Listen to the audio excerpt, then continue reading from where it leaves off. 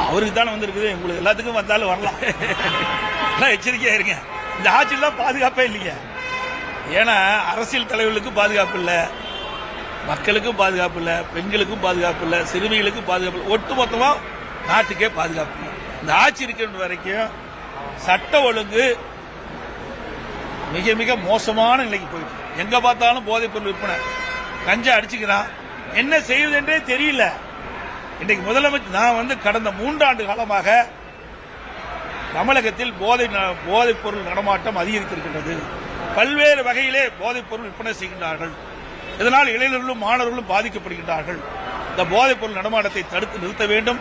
போதைக்கு ஒருவர் அடிமையாகிவிட்டால் அவர்கள் மீட்டெடுக்கவே முடியாது. அப்படிப்பட்ட சூழ்நிலை இருக்கின்ற காரணத்தாலே இந்த போதைப் பொருள் விற்பதை தடை செய்ய வேண்டும். எங்கிருந்து போதைப் பொருள் வருகிறது என்பதையெல்லாம் தடுத்து நிறுத்துவதற்கு உரிய நடவடிக்கை எடுக்க வேண்டும் என்று நான் ஊடகத்தின் வாயிலாக, பத்திரிகையின் வாயிலாக, சட்டமன்றத்திலும் தொடர்ந்து வலியுறுத்தி வந்தேன். நான் சொல்வதை இந்த அரசு செவி கொடுத்து கேட்டிருந்தால், அப்பொழுதே நடவடிக்கை எடுக்கப்பட்டிருந்தால் இவ்வளவு தூரம் இந்த பிரச்சனை வந்திருக்காது.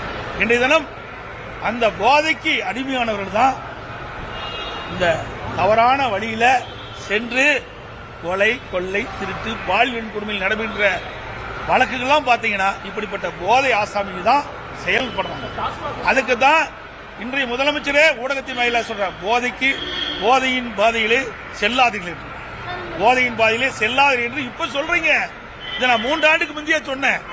இதை அரசாங்கம் முழுமையாக நான் சொன்னதை கடைபிடித்திருந்தால் இன்றைக்கு முதலமைச்சர் இந்த அறிக்கை வெளியிட்டுக்க வேண்டிய அவசியமே இல்லை.